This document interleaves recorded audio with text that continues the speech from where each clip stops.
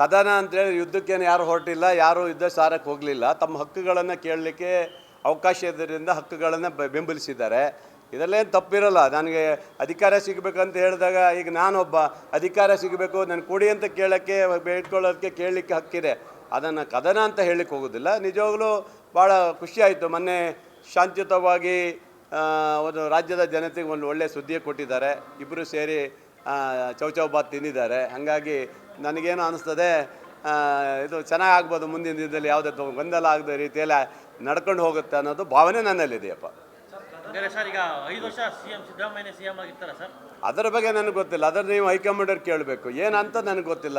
ಇಬ್ಬರು ಜೋಡಿಯಾಗಿ ಚೆನ್ನಾಗಿ ಟಿಫನ್ ಮಾಡಿದ್ದಾರೆ, ಚೌಚೌಬಾತ್ ತಿಂದಿದ್ದಾರೆ ಅಂತ ಹೇಳಿದರೆ ಏನೋ ಒಂಥರ ಗೊಂದಲ ಬಗೆಹರಿದಿದೆ ಅಂತ ಆಗಿದೆ.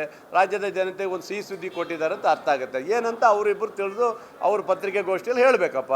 ಹಾಗಾಗಿ ನಾನು ಹೇಳೋದಷ್ಟೇ, ಆದಷ್ಟು ನಮ್ಮ ಕೇಂದ್ರದ ನಮ್ಮ ವರಿಷ್ಠರಿಗೆ ನಾನು ಕೇಳೋದಷ್ಟೇ, ಗೊಂದಲಗಳಾಗ್ತದೆ, ಸಮಸ್ಯೆಗಳಾಗ್ತದೆ, ಇದು ಯಾವುದೂ ಆಗದ ರೀತಿಯಲ್ಲಿ ನೋಡ್ಕೊಳ್ಬೇಕು. ಯಾಕಂದರೆ ಪಕ್ಷದ ಕಾರ್ಯಕರ್ತರಿಗೆ ಗೊಂದಲ ಆಗ್ತದೆ. ಆಮೇಲೆ BJPಯ ಕೆಲವರಿಗೆ ಆಹಾರ ಆಗುತ್ತೆ ಇದು. ಅದನ್ನೆಲ್ಲ ಹೋಗಲಾಡಿಸ್ಬೇಕಾದ್ರೆ ವರಿಷ್ಠರು ಆದಷ್ಟು ಬೇಗ ಗಂಭೀರವಾಗಿ ತಗೊಳ್ಬೇಕು ಇದನ್ನು ಅಂತ ಹೇಳುತ್ತಾ ಇದ್ದೀನಿ. ಹಾಗಾಗಿ ಒಳ್ಳೆ ರೀತಿ ತೊಗೊಂಡಿದ್ದಾರೆ ಈ ನಡುವೆ ಅಂತ ನನಗೆ ಅನ್ನಿಸ್ತೈತಪ್ಪ. ಯಾರು ಒಳ್ಳೆ ಕತ್ತಾಯಿತು. ನಾನೇನು ಸನ್ಯಾಸಿ ಅನ್ರಿ, ಅವತ್ತಿಂದ ಹೇಳ್ತಾ ಇದ್ದೀನಿ, ಆಕಾಂಕ್ಷಿನೇ. ನಾನು ಒಬ್ಬ ಪ್ರಬಲವಾದಂಥ ಆಕಾಂಕ್ಷಿ ಇದ್ದೇನೆ. 3 ಸರಿ MLA ಆಗಿದ್ದೇನೆ. ನಾನೊಬ್ಬ ಆಕಾಂಕ್ಷಿ ಇದ್ದೇನಪ್ಪ, ಇಲ್ಲ ಅಂತೇನೂ ಇಲ್ಲ. ಹಾಗಾಗಿ ಕೊಡೋದು ಬಿಡೋದು ವರಿಷ್ಠ ತೀರ್ಮಾನ ಅಲ್ಲ. ಸುರೇಶ್ ಅವರು ಈಗ ಹೇಳಿದ್ರು, ಬಿಟ್ಕೊಡು ಅಂದರೆ ನಾನು ರೆಡಿ ಇದ್ದೀನಿ. ನೋಡಿ, ಇಂಥ ವ್ಯಕ್ತಿಗಳು ಬರಬೇಕು.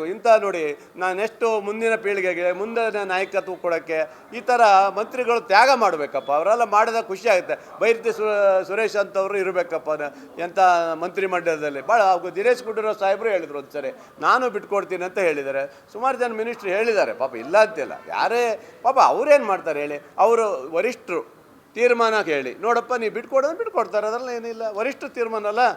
ಈಗ ಸಿಎಂ ಸಹ ಬಿಟ್ಕೊಂಡು ಕೊಡಕ್ಕೆ ರೆಡಿ ಇರಬೇಕಾ ಸರ್? ಅದು ಅವ್ರಿಗೆ ಬಿಟ್ಟಿದ್ದಲ್ಲ. ಅವ್ರ ಮನಸ್ಸು ಏನಿದೆ ಗೊತ್ತಿಲ್ಲ. ನಾವು ಅವ್ರು ಕೇಳ್ರಿ, ನೀವು ನನಗೇನು ಗೊತ್ತಿಲ್ಲ. ಅದನ್ನು ಹಿಂದೆ ಅವ್ರ ಮಾತುಕತೆ ಏನಾಯಿತು ನಮಗೇನು ಗೊತ್ತಿಲ್ಲ. ಅದು ವರಿಷ್ಠರು ನೀವು ಕೇಳ್ಬೇಕು. ನಮ್ಮಂತರ CM ವಿಚಾರದಲ್ಲಿ, DCM ವಿಚಾರದಲ್ಲಿ ನಾನು ಕೇಳಬೇಡಿ. ಮಂತ್ರಿಮಂಡಲದ ಮಂತ್ರಿಗಳ ವಿಚಾರದಲ್ಲಿ ನಮ್ಮನ್ನು ಕೇಳಿ, ನಾವು ಹೇಳ್ತೀವಿ ಬೇಕಾದ್ರೆ ಅಷ್ಟೇ. ಈಗ ಮಠಾಧೀಶ್ವರಗಳು ಎಂಟ್ರಿ ಆಗಿದ್ದಾರೆ ಸರ್ ಇಬ್ರು ಕದನದಲ್ಲಿ. ಮಠಾಧೀಶ್ವರು ಸಹ ಅದೇ ಮಠಾಧೀಶರು ಎಂಟ್ರಿ ಆಗಿದ್ದು ಇವಾಗಲ್ಲ. ಯಡಿಯೂರಪ್ಪನವ್ರು ಯಾವಾಗ ಅವ್ರದ್ದು ರಾಜಕೀಯ ಶುರುವಾಯಿತು ಅಲ್ಲಿಂದ ಶುರುವಾಯಿತು. ಮಠಾಧೀಶರು ಯಡಿಯೂರಪ್ಪನವ್ರನ್ನ ಯಾವಾಗ ಇಳಿಸಕ್ಕೆ ಶುರು ಮಾಡಿದ್ರು ಅವಾಗಿಂದ ಮಠಾಧೀಶರು ಶುರುವಾಯಿತು.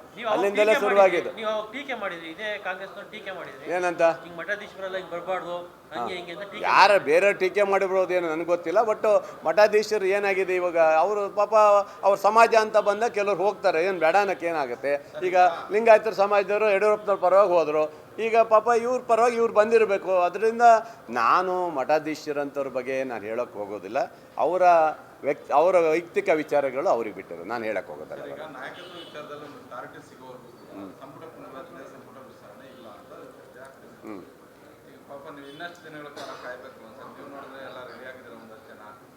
ಏನು ಮಾಡೋಕ್ಕಾಗತ್ತೆ ರೀ. ನೋಡಿ, ಒಂದಿಷ್ಟು ದಿನ ಇವೆಲ್ಲ ಗೊಂದಲಗಳು ಇದಾಗ ಸಂದರ್ಭದಲ್ಲಿ ಇವನ್ನೆಲ್ಲ ಹೋಗಲಾಡಿಸೋ ಸಂದರ್ಭ ಇವತ್ತು ರಾಷ್ಟ್ರೀಯ ನಾಯಕರು ತೀರ್ಮಾನ ಮಾಡ್ತಾ ಇದ್ದಾರೆ.